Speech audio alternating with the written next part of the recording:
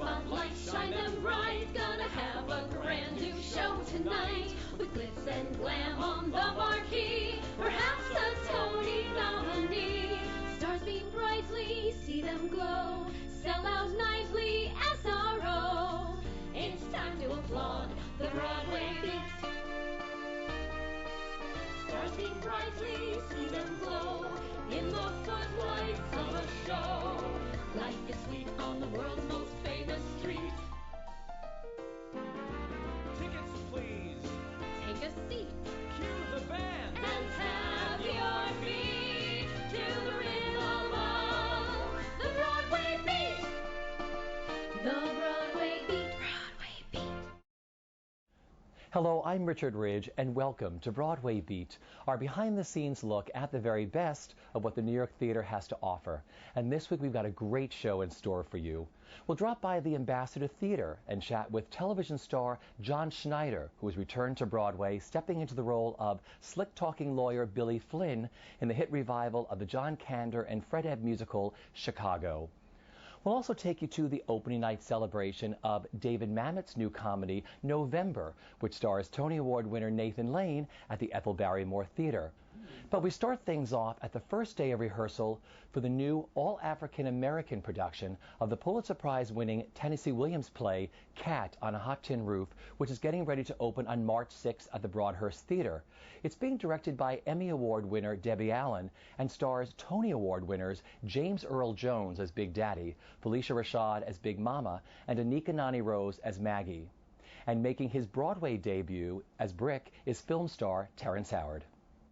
When you read the play again, Yes. what went through your mind? I thought about my own family. That's what went through my mind. I'm from the South. I grew up in Texas and Louisiana. My daddy was called Big Daddy. He was a dentist. On the eve of his death, my family went insane. We've had people that have fallen down with drugs and alcohol. We've had, questions about sexuality. I thought of my whole family.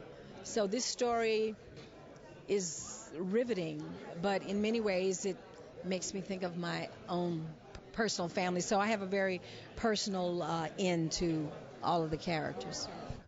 Well, now, as opposed to roles, what I look at are playwrights.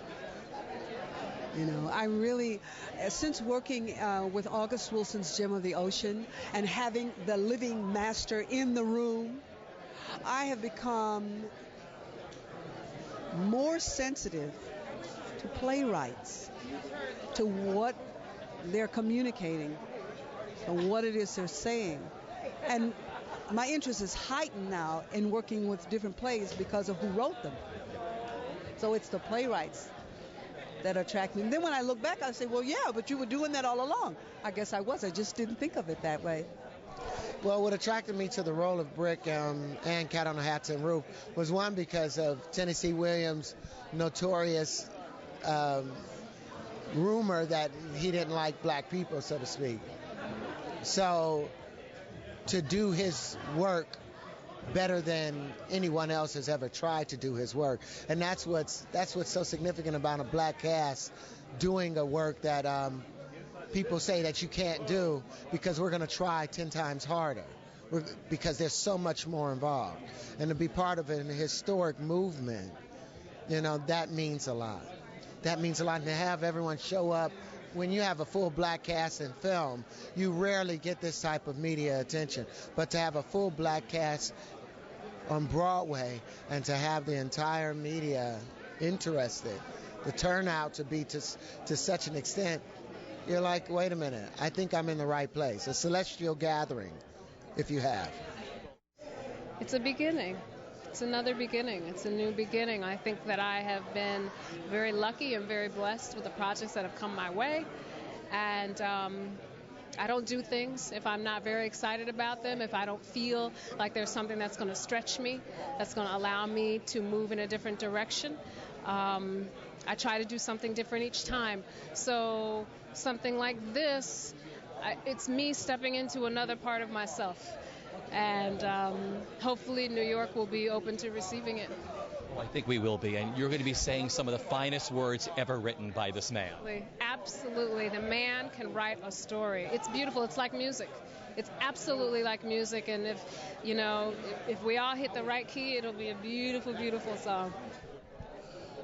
Actors should be forced to go back to the basics. King Lear called it the elemental man. The man who has nothing to lose, nothing to gain. His ass is hanging out.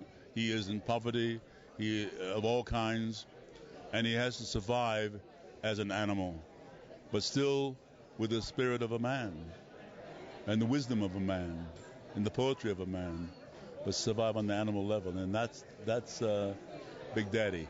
We don't see him. He describes his beginnings that way, but his beginnings have never left him. And tell me why you think this production is so right for a 2008 audience. For one thing, we can deal with homosexuality much more openly, much more candidly, much more.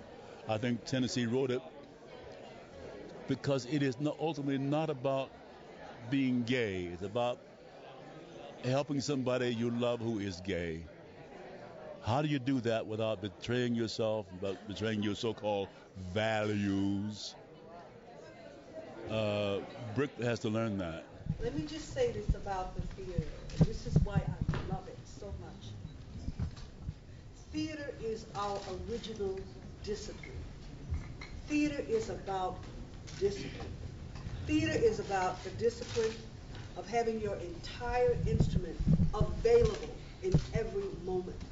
Theater is about the discipline of recreating anew what you did the day before. Theater is about people coming together, interacting, audience and performers and crew and production. It's community. We don't think about those things. That has nothing to do with who we are and what we are doing. And that's why theater lives, and that's why theater works. Well said, my dear.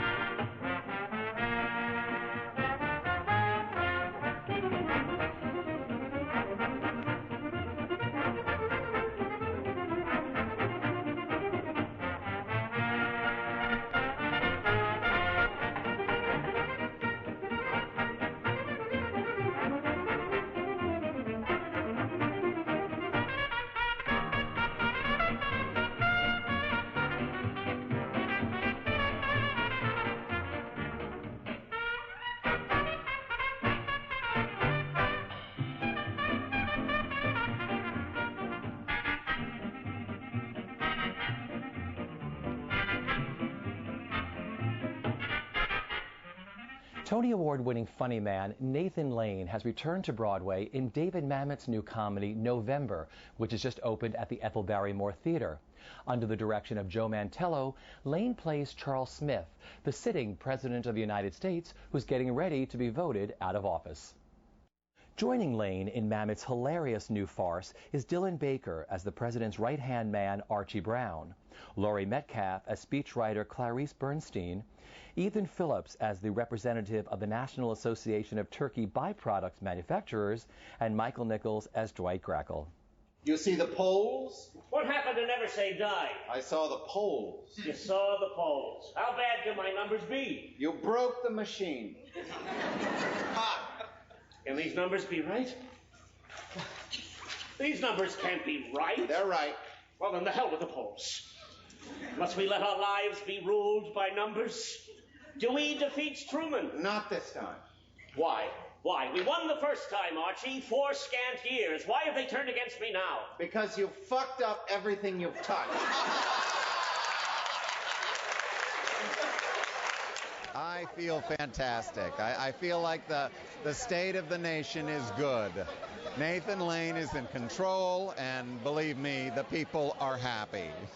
So are you. You play the straight man so well. Talk about what it's like playing against his comedy in this show. Well, you know, it took me a long time. Thank God we had enough rehearsal, because Nathan made me laugh for weeks and weeks, and I just had to realize, you know, if I laugh, nobody's going to laugh. So got to pull it together. Well, tonight at opening night, there were some laughs that went on so long that it took everything. I've got a bit a few places in my cheek here just to try and hold it together, because Nathan is a funny guy. And tell me what the best part of his experience has been like with working on this show. You know, I'd have to say, as usual, it's the people. First of all, it was the amazement of watching David Mamet work on the script, because he had never heard it out loud before our first read-through. And then to see what, you know, the way that he kind of slashed it up and put this here and did that here and changed things and took out major plot points that I was like, isn't that important? And then realizing, no, I guess it's not. And then, you know, the way he put it together was just amazing. Then a chance to work with Nathan again and work for the first time with Laurie and Ethan Phillips and Mike Nichols. It was just a gas. And Joe Mantel's the best. I'd never worked with him before, but I would certainly do it again. I want a number so high, even dogs can't hear it.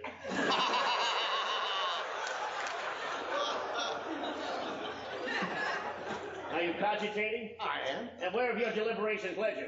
No. No to your commander-in-chief? Yes. Okay, that's treason. Treason. Under my wartime powers, you bet your ass. Well, you know what? I don't think so. You know why? You're dead. I'm dead? Your numbers are lower than Gandhi's cholesterol. No. It's my friend came and saw it, and they said, you know, it's like a gunshot. It just, boom, it goes off and spirals out, and they're having a ball watching it. So I think we'll be here for a while, I hope. Yeah. Talk about the character you play and what you love about playing him. Well, he's a representative of the Turkey Organization of America, I guess, or something like that. I just like working. You know, he's great. He's very serious and humorless. Maybe slightly homophobic, but he has a good heart, I hope. You know, I don't know. I don't think about it a lot. And just tell me, what's been the best part of his experience with working on this show? Well, the people. I mean, working with Nathan has been phenomenal. I never take my eyes off him. Joe Mantel's the smartest guy I ever worked with in my life. Dylan, Laurie, Mike, they're all amazing, amazing actors. So just to be around that kind of craft all the time is really inspiring and wonderful. Well, David Mamet was with us around the table for the first 5 days, I think, and then came back for the first couple of previews and entrusted us with it in that in-between time. And he did some tinkering on the play, threw in a couple of great jokes. One in particular that opens up the second scene, and then he was okay with us of moving the intermission, which we did halfway through the preview, so that was very different. And I love the shape that it's in right now, and it was a great audience tonight. I think they really enjoyed it. Because Dylan said, I mean, the laughter went on forever tonight. Yeah, there are certain lines that they were on a roll. Yes, they were. You know, without giving your character away, you play such a wonderful role in the show. What can you tell us about her? Oh, I play a character who is very committed to certain causes and is the president's voice. And so does have certain sway over him in some matters, which he chooses to use very judiciously, and yet she's got a bit of a temper. People with a vision. Just like you and me. That's right. People at the water cooler. Yes. We don't know their politics. No. We wouldn't think to ask them. That's right. For we respect their right to be different. Yeah. It's true, though, isn't it? Yes, sir, it's true, and it's what people need to hear. A low light. A low winter light, which points the way towards spring and toward $200 million to stick in my fucking pocket. The dress rehearsal, was pretty raucous, and so I knew people would laugh, but but it still took a while it takes a while to get your sea legs with a play like this. It's just the rhythms and then certainly how the play has been shaped and where we took the intermission has changed, but the audiences have been wonderful. Hey, let's talk about this guy. Because everybody says maybe it's George Bush, maybe it's not George Bush. How do you describe Charles Smith? Well, he's definitely his own man. The only similarity, and you have a sort of a built-in thing with George Bush, because Charles Smith is a rather unpopular president at the time of this re-election campaign, and and he's. But other than that, it's not really George Bush. You just sort of had that built-in thing in the beginning of the play when he's told by everyone it's over and nobody likes you and you should go home. And when he's, Charles Smith he's a criminal, but he's kind of like Tony Soprano. There's a charm about his criminality, and he's rather street smart, and then at times sort of has a childlike innocence that comes out at the strangest times, or things that he's puzzled by, even though he's a tough fella. What do these guys want? Sir, are you sitting down? They want me to pardon the turkey. 2 turkeys. Sir, you were raised in a migrant camp. You grew up in Shaker Heights. And you think that was a picnic? What? It's the Israeli ambassador, the future of the state of Israel. What? Iran has not launched. Iran has not. Get my wife on the phone. Iran has. Look, you people got along without a country for 2,000 years. You're going to be fine, all right? Television star John Schneider has returned to his theatrical roots by stepping into the role of slick-talking lawyer Billy Flynn in the hit revival of the John Kander and Fred Ebb musical Chicago, which continues to pack him in at the Ambassador Theater. John is no stranger to Broadway. He electrified audiences as the Baron in the Tommy Tune-directed musical Grand Hotel, but is best known to television audiences for his work on The Dukes of Hazzard, Smallville, and currently on Nip Tuck. We caught up with John and his fellow cast members on the eve of his return to the Great White Way. Maybe you think I'm talking about physical love. Well, I'm not. Not just physical love. You see, there's other kinds of love, like love of justice, love of the legal procedure, love of lending a hand to someone who really needs you, love of your fellow man. That's the kind of love I'm talking about. And physical love? Well, that ain't so bad either.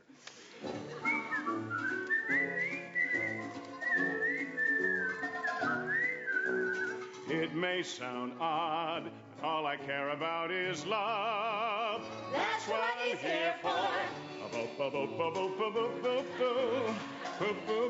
Hey, boo, boo, boo. Honest to God, all I care about is love. All he cares about is love. Well, the show has a sexuality about it that I don't think any other show has ever had. And there's a visual thing that happens in this show. Certainly, Fosse is all over it, but there's something that happens in this show that kind of makes you uncomfortable in a good way as an audience member. So I wanted to participate in that. My other work has taken a notable turn toward sexuality with Nip Tuck and with 12 Miles of Bad Road and with Journeyman and with all kinds of things. It seems like John the best dad on television is kind of buried with Jonathan Kent, and now all this other stuff is going on. So now I'm playing a John that just, is okay to talk to and understands your problem, but would probably have you killed if necessary. And I like that. I'm from New York. What's not to like? So when the opportunity came, and I had seen Chicago before, I'd seen the movie, I'd seen several productions of this show. I thought, and I hope I bring this to the show, I wanted Billy to be just a little bit dangerous. Just a little, you know, he's there with a smile and it's all good and it's fun and it's happy, but when you don't have the $5,000, I wanted something to change and have people go, holy shit, that guy's for real. He might have Amos killed. He might. So I'm enjoying that. I've never had the chance to do a dangerous guy within what is musical comedy, what is musical slapstick comedy in the courtroom, and I love it. Who spent K-Sleep? My ex-boyfriend. Why'd you shoot him? I was leaving. Was he angry? Like a madman. Still, I said, Fred, move along. She knew that she was doing wrong. Oh my goodness, I totally adore Roxy. Roxy is just a woman that will do just about anything to make her career just blast. And that's what she's been waiting for all her life. She's just very hungry for that one opportunity. Things just do not happen to go very well in her personal life, and she ends up shooting somebody. She ends up committing a crime of passion. Somebody that broke her heart. And all of a sudden, without even planning it that way, she realizes she's everywhere. She's all over the news. She's just finally where she's always wanted to be. She's up there. But she's in jail. It's my little problem. But in jail, this is where she gets savvy and smart. And but you get to see how Roxy goes from being naive and very innocent that way, and how this business works. But you get to see how she's like a little sponge and starts collecting information from everybody that she meets in jail, and all of a sudden you see her convert into a monster right there in front of you on stage. So that's what I really love about playing this character, is that you get to go through all the emotions there are in those 2 hours and 20 minutes. Well, playing the role of Velma Kelly here at Chicago is an amazing experience, because she gets to sing, dance, act, but she gets to be vulnerable. She gets to be funny. She gets to be just everything an actress would want to be able to do in one show. You know, she's a murderess, of course, if you follow the story. She has killed her sister and her husband because she found them together. And she is now the star in jail. So, you know, and the media has blown her up to be this amazing murderess. And then, of course, Roxy comes in, and Roxy starts getting all of the play and all of the attention, and she hates that. But I don't want to tell too much of the story for people who haven't seen it.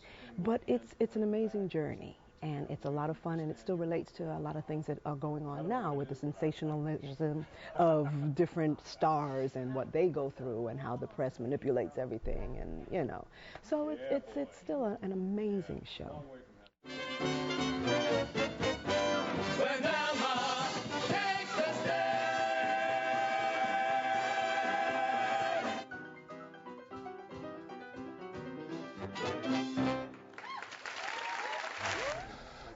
the Amos is one of the single greatest characters in musical theater, as far as I'm concerned. I mean, you know, it's Harold Hill and Amos, you know, pretty much as far as I'm concerned. But Amos is number one. It's my absolute favorite character in the world to play. He's the everyman. He's the one that the audience identifies with. He's the only really likable character. There's a lot of empathy for him. He's the only character who really has a kind of a character arc. He changes through the course of the play, which you can't say for Roxy or Velma or even Billy. I love him because, you know, it gives an actor a chance to make him laugh and make him tear up a little bit. So it's, you know, you get to the whole gamut of emotions from A to B. So that's why I like playing him. He's very near and dear to my heart. Cellophane, Mr. Cellophane, should have been my name, Mr. Cellophane, 'cause you can look right through me, walk right by me, and never know I'm there. Mama Martin, just a good old-fashioned old hustler.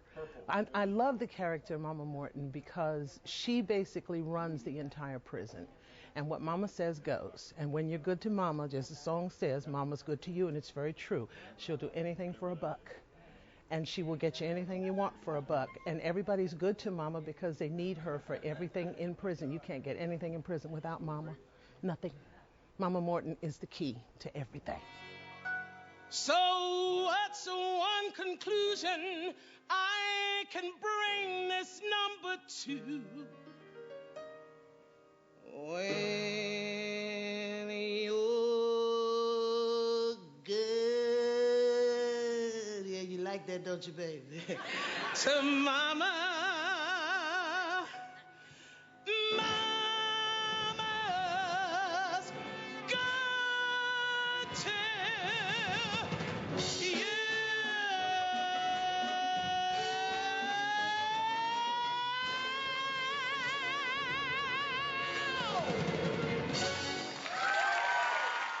What makes Chicago so wonderful is the simplicity. It's the fact that it doesn't require a whole lot of input props and frou-frou to make it happen. It's in the music, and it's all in the actors on stage. Everything relies on us to do what we're here to do, what's written and what's played in the score, because it handles itself. It doesn't really need any help from us. It needs for us to do what we see on the page, what John Kander and Fred Ebb wrote, what Walter directed, what Annie choreographed. All we have to do is do that. And it's an easy gig. Broadway's not easy, and I don't even want to fool anybody about that. 8 times a week is not easy. But it's an easy show because of the simplicity, because everything in the blueprint is laid out. All we have to do is show up and do what we've been taught. I love the fact that there are going to be people who maybe have never been to a show, and they come to see the show tonight because of Nip Tuck or because of Dukes of Hazzard or Smallville or whatever, as far as coming to see me. Theater has been a part of my life since my earliest memory. I love theater. I always have. So to be able to initiate, if you will, a new audience to the magic that is theater, to the magic that is Broadway, because of whatever reason, it's okay with me. Oh, you're gonna see a Shimmy Shimmy Shake.